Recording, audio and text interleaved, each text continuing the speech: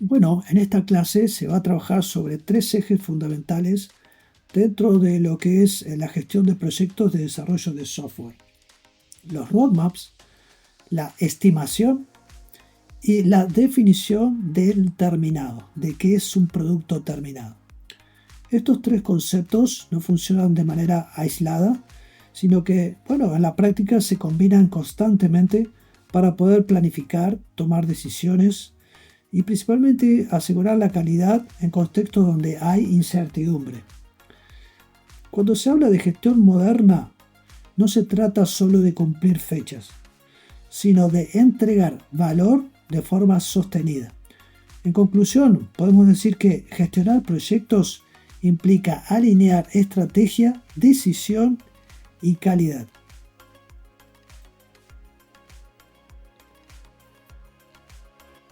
Se parte de una idea clave.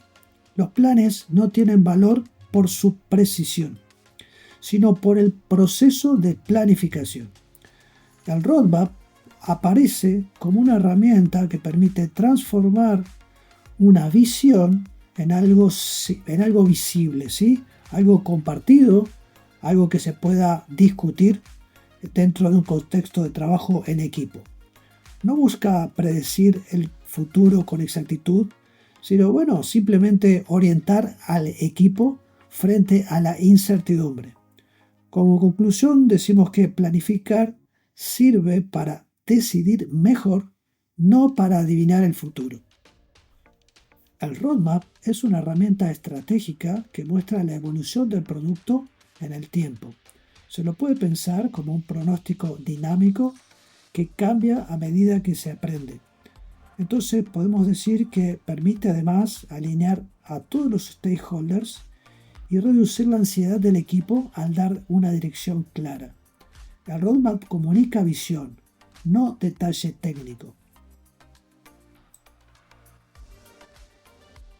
Acá aparece un cambio de enfoque importante. El error más común acá es centrarse en el formato, diagramas, fechas, tareas, pero el enfoque correcto es el propósito, es decir, para qué se hace cada cosa. Cuando se entiende el propósito, las decisiones, todas las decisiones que tenemos frente al contexto del proyecto, básicamente decisiones técnicas, se vuelven mucho más coherentes. Entonces, el valor del roadmap está en el propósito, no en su forma.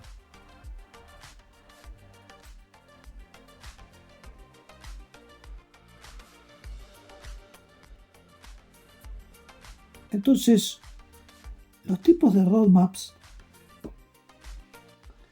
podemos definirlo en base a la temporalidad. Es decir, se diferencian dos tipos básicamente de roadmap. Los roadmaps de largo plazo y los roadmaps de corto plazo. Los de largo plazo básicamente se manejan con el fin de establecer estrategias. Básicamente son procesos que son superiores a un año. Define grandes hitos estratégicos del negocio. Conecta la visión con objetivos empresariales. Permite anticipar necesidades de recursos y capacidades. Y es ideal para la comunicación tanto con inversores como con la dirección. En cambio, a corto plazo ya podemos manejar etapas de menos cantidad de tiempo, de 3 a 6 meses. Básicamente guía la ejecución táctica de los equipos de desarrollo, define acciones inmediatas y entregas. Existe un mayor nivel de detalle, dado que trabajamos con funcionalidades, y principalmente permite ajustar el avance en base a una retroalimentación, es decir, en base a un feedback que se va obteniendo durante el proceso de avance. Decimos entonces que la elección depende de la incertidumbre y de la audiencia, ¿sí? Cuanto más incierto el contexto, más corto es el horizonte. Podemos poner un ejemplo acá. Supónganse que un banco planifica a 2 años una transformación digital. Estamos hablando ahí de un largo plazo, ¿sí? Pero el equipo de desarrollo, en cambio, trabaja con un roadmap trimestral, donde define funcionalidades concretas a implementar. Esto es un ejemplo que un poco delimita estos dos contextos de trabajo en base a la temporalidad. Entonces, como conclusión, podemos decir que el roadmap se adapta al nivel de certeza del proyecto.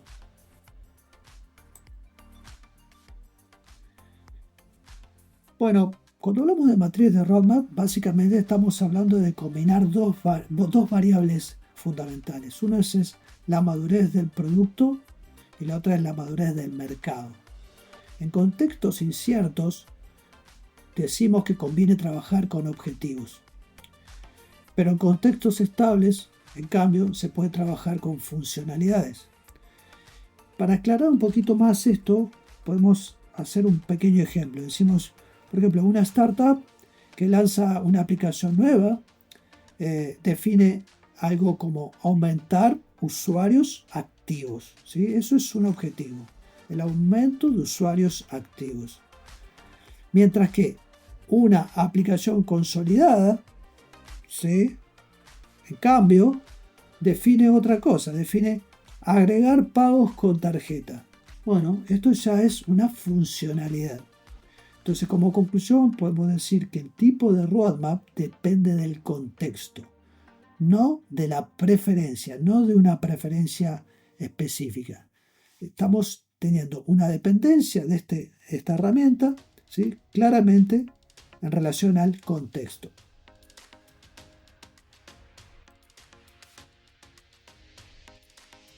Bien, se comienzan definiendo básicamente dos cosas. Unos son los periodos y lo otro son los objetivos. Cuando hablamos de dividir estos dos aspectos, básicamente estamos diciendo que los objetivos deben ser claros, medibles y alineados con la visión. Y ese es el objetivo principal que se persigue creando un roadmap orientado a objetivos. Vamos a, si ponemos un ejemplo para diagramar esto, o graficar esto un poquito más claramente, podemos decir que no es lo mismo decir mejorar el sistema que decir reducir el tiempo de carga en un 30%, por ejemplo, en el próximo trimestre. Claramente son dos cuestiones totalmente diferentes, ¿sí? No es lo mismo decir mejorar el sistema que decir vamos a reducir el tiempo de carga en un 30% en el próximo trimestre. Bueno, la conclusión acá es que sin objetivos claros, entonces no hay roadmap útil. Entonces, entendiendo esto, vamos a pasar a ver básicamente cuestiones relacionadas al completado del roadmap, ¿sí? Porque acá tenemos que ver pasos finales básicamente para la ejecución, porque estamos hablando de agregar, por un lado, métricas, por otro lado, funcionalidades de alto nivel y finalmente etapas.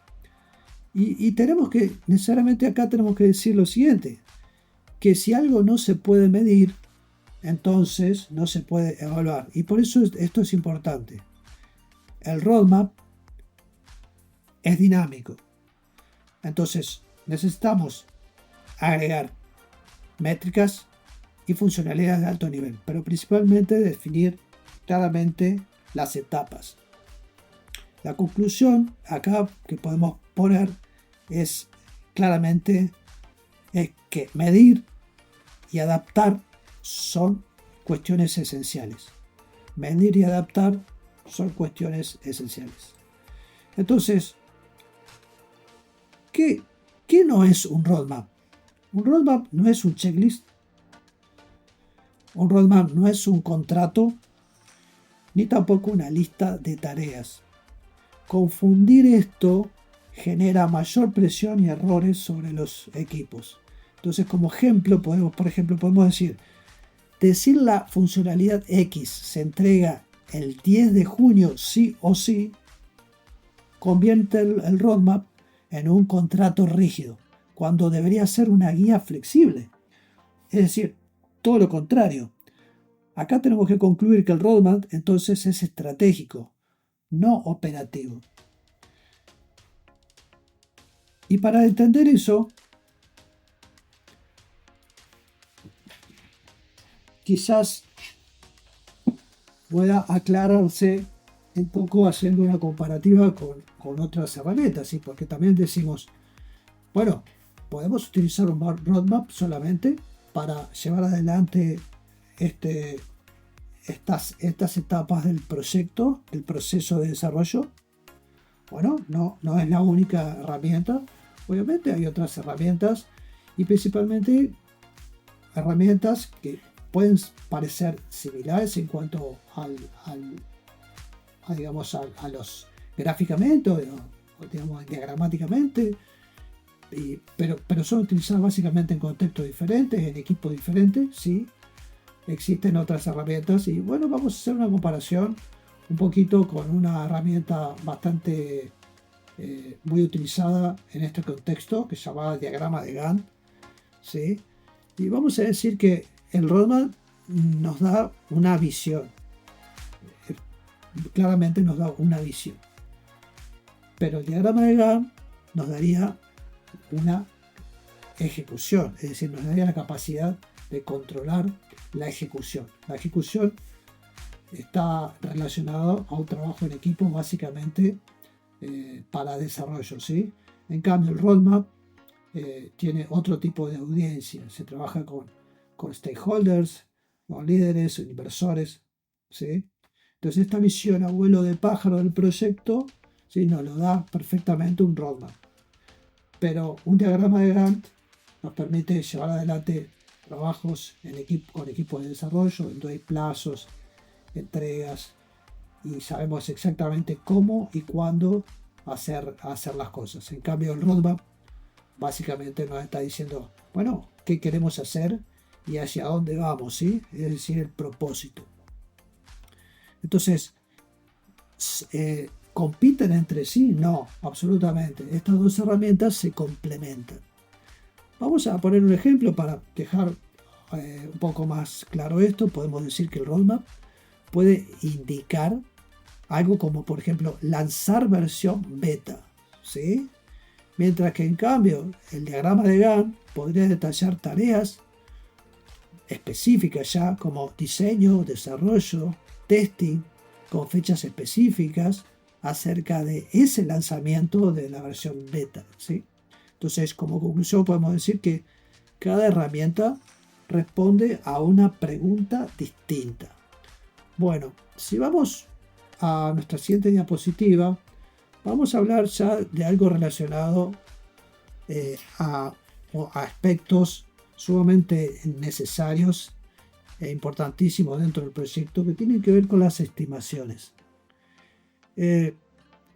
¿Por qué necesitamos estimar? Bueno, obviamente necesitamos estimar porque necesitamos tomar decisiones, necesitamos planificar, necesitamos evaluar las viabilidades del proyecto. Entonces, bueno, llegado a esta instancia, para poder tomar decisiones claramente, para poder planificar y evaluar viabilidades técnicas, operativas, etcétera. Bueno, necesitamos obviamente estimar y obviamente estas estimaciones, que son sumamente importantes, también debemos decir que tienen costo, es decir, tienen un costo. Estimar no es económico, pero obviamente este costo se ve en gran parte muy bien recompensado con con un buen resultado de la estimación, con una buena estimación, porque de esa manera sabemos que podemos, que es viable, que podemos conseguir los objetivos y utilizando qué recursos principalmente, ¿sí?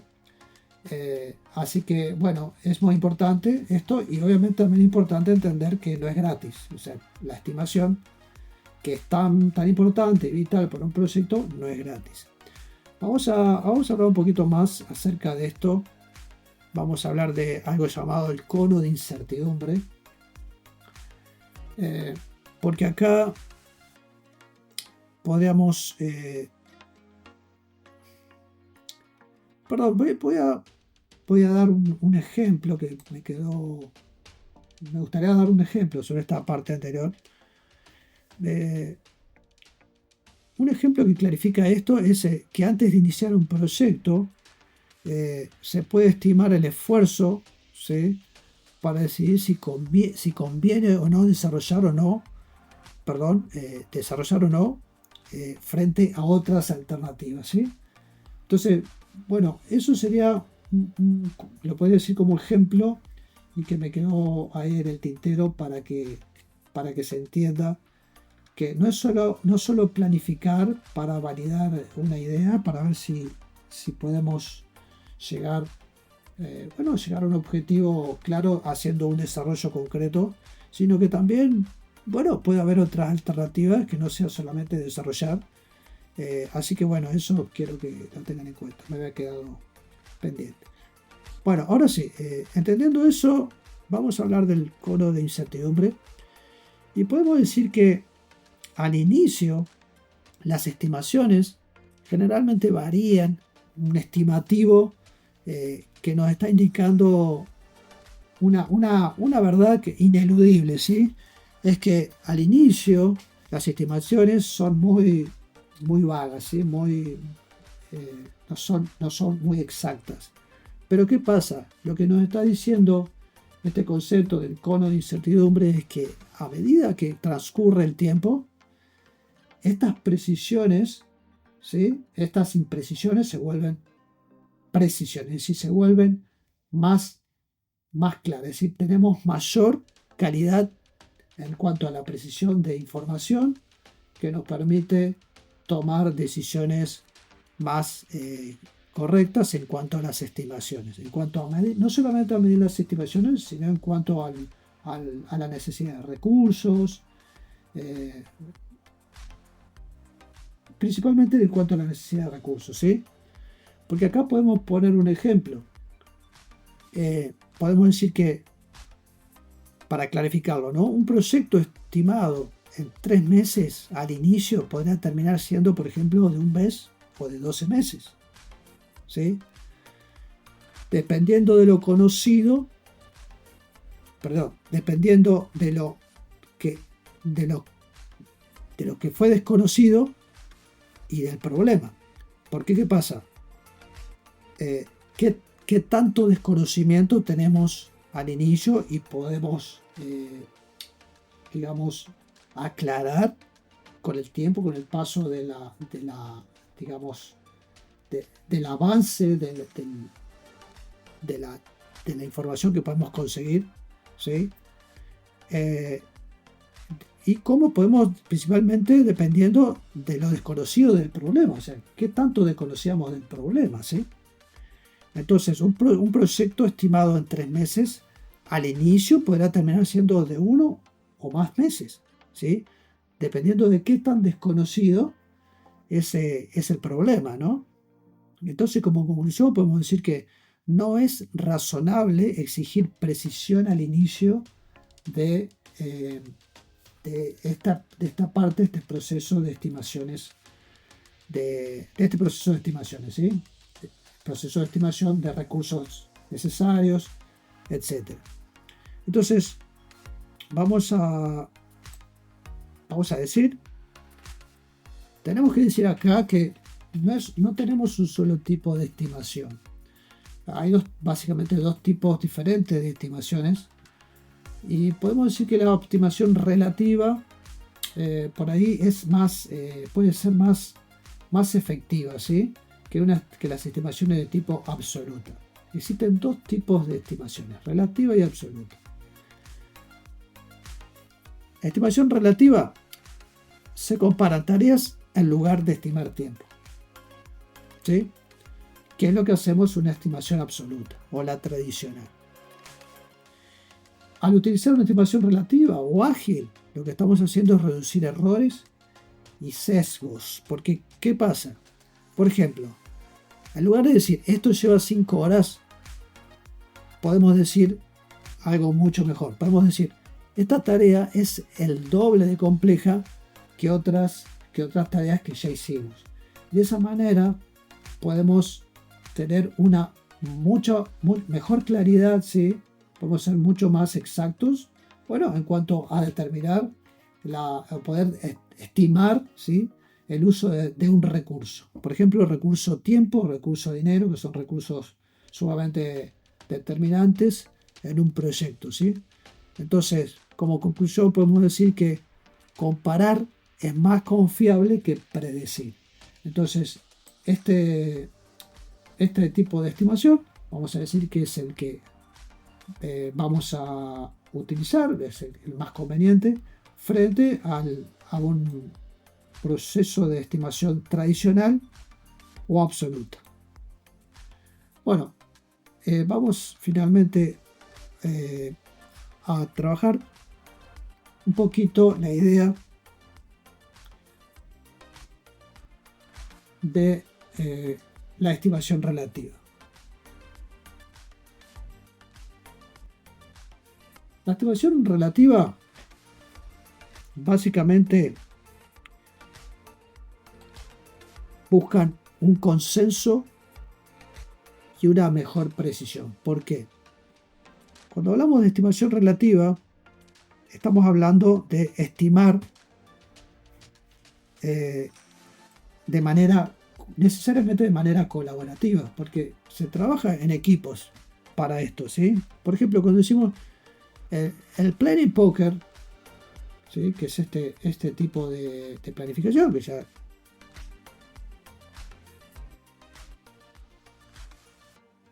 Bueno, esto que vemos acá son 3 herramientas de estimación relativa.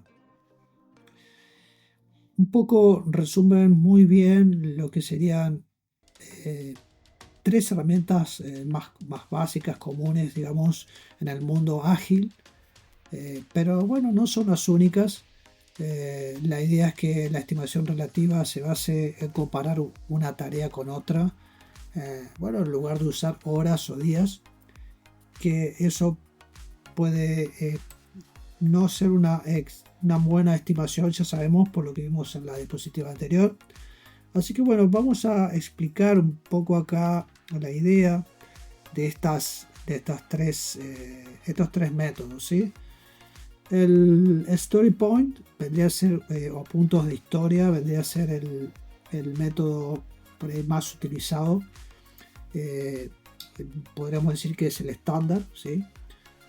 Usa la serie Fibonacci para estimar digamos, para realizar una estimación de las tareas, ¿sí? Pero esa estimación básicamente se realiza en base a 3 aspectos básicos, que son complejidad, esfuerzo e incertidumbre, ¿sí? Complejidad, qué tan difícil es, esfuerzo, cuánto trabajo físico o mental requiere, y la incertidumbre, bueno, es que tanto desconocemos de esa tarea, ¿sí? Entonces, bueno, la idea sería utilizar un puntaje basándonos en esa secuencia numérica. Entonces la idea es que cuando una tarea es sencilla, digamos, es sencilla o lleva poco tiempo, bueno, en base a esos 3 aspectos que acabamos de ver, complejidad, esfuerzo e incertidumbre, podemos decir que si tiene un puntaje menor, decía que no es compleja, lleva poco esfuerzo y tiene una incertidumbre bastante controlada, bueno, diferenciar entre un 1 y un 2 no sería un inconveniente. En cambio, si estamos hablando de una tarea que es compleja, que lleva bastante tiempo, esfuerzo, que tiene una buena carga de incertidumbre, entonces, bueno, utilizaríamos un valor como por ejemplo 13 o 21. Entonces no habría mucho que discutir si es una tarea difícil digamos, de medir. No habría un punto de discusión si es 13 o 14, porque hablar de una diferencia tan tan corta, una tarea que es compleja, que lleva tiempo, que es costosa, sería, no tendría sentido, ¿sí? Los equipos se pondrían a discutir una cuestión, digamos, cuestiones menores relacionadas a algo que sí o sí llevaría 13 o 14 horas, 13 14 puntos, perdón, eh, en cuanto a la medición de esta tarea.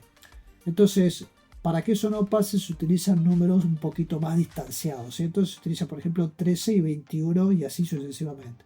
Entonces no habría un factor de discusión al haber una diferencia numérica tan amplia. Esa es la idea un poco de utilizar una serie de Fibonacci para un poco, eh, digamos, etiquetar las tareas y poder asignar, entre otras cosas, prioridades, ¿sí?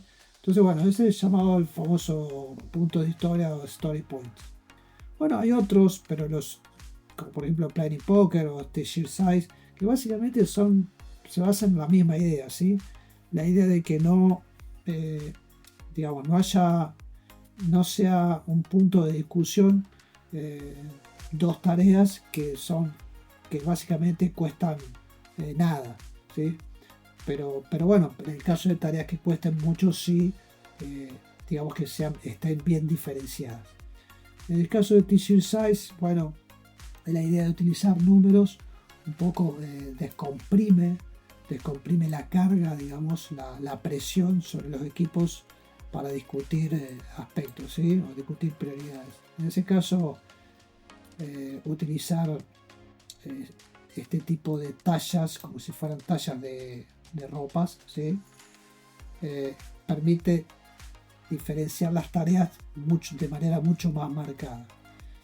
Un ejemplo de esto podría ser que, bueno, supongamos que tenemos que construir o hacer algo pequeño, una refacción pequeña en una casa. Podemos estimarla, por ejemplo, con un puntaje entre 3 y 5, pero de ahí a construir una casa completa podemos pensar en un puntaje de 100. Entonces, bueno, en ese caso estaríamos hablando digamos, de un tagueo, de un etiquetado de esa tarea, o sea, totalmente diferente al decir, bueno, es una tarea de tipo XL o XXL.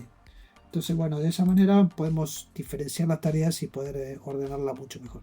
Pues ese es simplemente son métodos para estimaciones de tareas y estimaciones de recursos, digamos, que conllevan estas tareas. Siempre en términos de complejidad, esfuerzo e incertidumbre, ¿sí? Un poquito eso es lo que estaría detrás de cada uno de estos números que elegimos para taguear, bueno, o etiquetar las tareas en los equipos. Bueno, finalmente, a modo de conclusión, podríamos decir que, bueno, retornando un poco el concepto de definición de tarea terminada, o sea, de determinado o de definition of done, ¿sí? Desde Scrum, digamos, desde esta metodología, sabemos que es un acuerdo del equipo sobre qué significa que algo esté terminado y listo para ser entregado. Entonces esto es algo importante. El material un poco amplía este concepto mostrando todo el proceso técnico necesario para garantizar esa calidad, como pruebas, iteración, validación. Esto mezcla básicamente dos niveles, el criterio conceptual por un lado y el proceso técnico por otro. Entonces, como ejemplo, podemos poner un ejemplo como para ya cerrar eso y decir que un desarrollador, por ejemplo, puede decir que terminó una funcionalidad porque ya la programó, pero si no está testeada, integrada y validada, todavía podemos decir que no cumple con la definición de terminado. Entonces, ¿qué significa definir algo que es terminado? Bueno, significa clavar exactamente ese pinche, digamos, esa marca, ¿sí? Para decir, bueno, hasta acá tenemos que llegar. Esto es lo que queremos decir. definir claramente qué significa para el equipo algo que esté terminado. Entonces, como conclusión podemos decir ahí que terminado implica calidad verificable. O sea, no solo código finalizado, sino algo que esté realmente, que el equipo considera que está realmente terminado.